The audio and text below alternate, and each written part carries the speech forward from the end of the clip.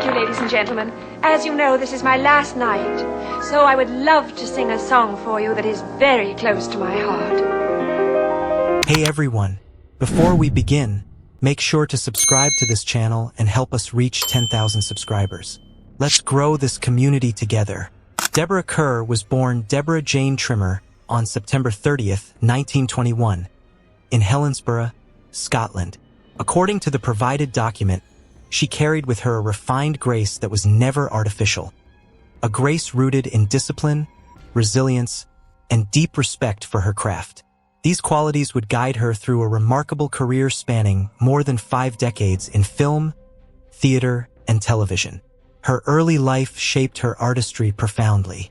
After her father, a British Army officer, died from wartime injuries, she was raised primarily by her mother, who encouraged structure and education.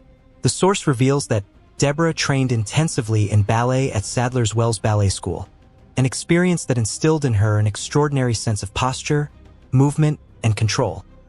Her acting career began in British cinema during the early 1940s, but it was her transition to Hollywood that elevated her to international stardom. Unlike many actresses who were molded into narrow stereotypes, Kerr resisted confinement. The document notes she possessed a rare ability to combine dignity with vulnerability, intelligence with warmth, and restraint with emotional power. Audiences quickly recognized that beneath her poised exterior lay a performer capable of immense emotional complexity. Deborah Kerr became especially renowned for portraying strong, morally conflicted women, characters who faced emotional crossroads with courage rather than melodrama. One of her most iconic performances came in From Here to Eternity in 1953, where she played Karen Holmes, a military officer's wife trapped between duty and desire. The famous beach scene with Burt Lancaster became one of the most enduring images in film history, not because of its sensuality alone, but because Kerr infused the moment with emotional honesty and longing. According to T.'s source, it was a turning point in her career, proving she could transcend the prim and proper image often associated with her earlier roles. If you're finding this fascinating, hit that subscribe button now. We need your support to keep bringing you amazing Hollywood stories. Throughout the 1950s, Kerr delivered a remarkable series of performances that showcased her versatility. In The King and I in 1956, she portrayed Anna Leon Owens with intelligence, wit, and quiet defiance, holding her own opposite Yul Brynner's commanding presence. According to the source, though her singing voice was dubbed, her emotional performance was unmistakably her own, earning her one of 6 Academy Award nominations. In Heaven Knows, Mr. Allison in 1957, she demonstrated remarkable subtlety as a nun struggling with faith, fear, and unspoken love, revealing how powerfully she could communicate inner conflict without grand gestures. The document highlights that perhaps one of Kerr's greatest strengths was her ability to portray women of conscience, characters whose strength came not from aggression, but from moral clarity and emotional integrity. Films such as Black Narcissus in 1947, The Innocents in 1961, and Separate Tables in 1958 allowed her to explore psychological depth, repression, desire, and loneliness with extraordinary sensitivity. According to the source, in The Innocents, her performance as a governess descending into ambiguity and terror remains one of the most haunting in cinematic history, proving her mastery of psychological drama. Despite being nominated 6 times for an Academy Award for Best Actress, Deborah Kerr never won competitively, an omission the document describes as one of the Academy's greatest oversights. Yet in 1994, she was awarded an honorary Academy Award in recognition of her extraordinary body of work and lasting influence. The source notes that in her acceptance, she spoke with humility and warmth, embodying the same dignity that had defined her career. Don't forget to subscribe and join our journey to 10K. Your one click makes a huge difference to our channel. Kerr's personal life unfolded with moments of romance, devotion, strain, and quiet resilience. Her first marriage began in the hopeful aftermath of World War II when she wed squadron leader Anthony Bartley of the Royal Air Force on November 29, 1945. At the time, according to the document, Kerr was a rising young actress already attracting attention for her poise, intelligence, and extraordinary screen presence. Bartley, a decorated wartime pilot, initially appeared to offer the stability and grounding that might balance the increasingly demanding life of a film star. Together, they built a family and had two daughters, Melanie Jane, born December 27, 1947, and Francesca and born December 18, 1951. The source notes that motherhood was a role Kerr cherished deeply, even as the pressures of her career pulled her across continents and sound stages. Melanie grew up to become a respected medical sociologist and later a retired academic, reflecting her mother's own intellectual curiosity and sense of discipline. Francesca followed a more artistic path, eventually marrying the distinguished actor John Shrapnel. Through Francesca, Deborah Kerr became grandmother to three grandsons, Lex Shrapnel and Tom Shrapnel, both of whom established successful acting careers, and Joe Shrapnel, who made his mark as a writer. According to the document, in this way, Kerr's creative legacy quietly extended into the next generation. However, the document reveals that despite these outward signs of domestic happiness, Kerr's marriage to Bartley was increasingly strained. As her fame and financial success soared, so too did the pressures on their relationship. Bartley reportedly struggled with envy and resentment toward his wife's international stardom, a success that eclipsed his own achievements and altered the balance of their marriage.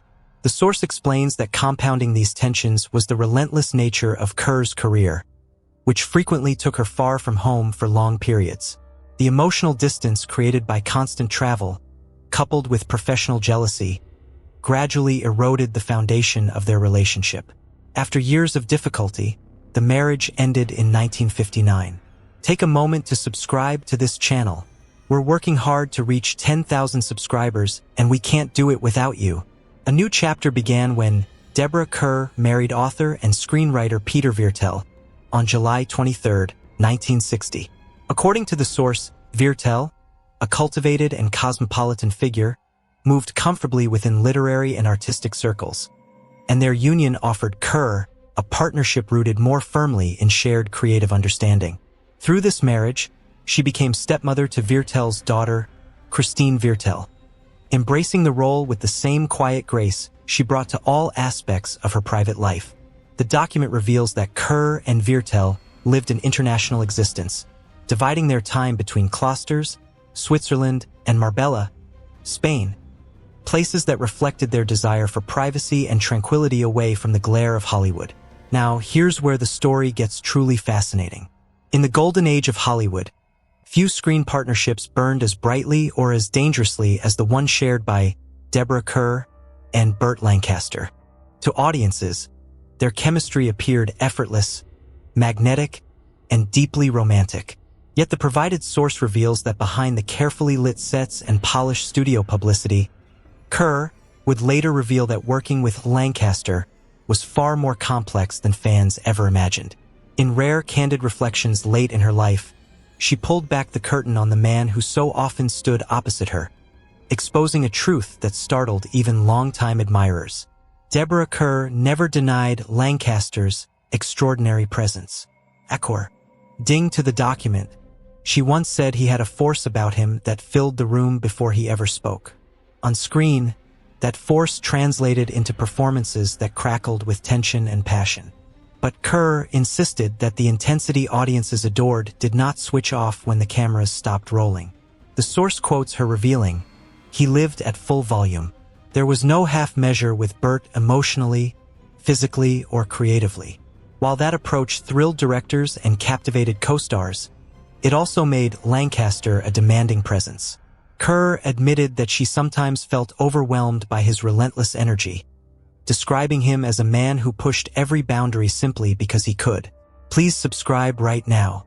Be part of our amazing community as we head toward 10K subscribers together. In the end, the source reveals that Deborah Kerr's shocking truth was not scandalous in the tabloid sense. It was human. Burt Lancaster, she revealed, was neither saint nor monster, but a fiercely driven man whose brilliance was inseparable from his flaws.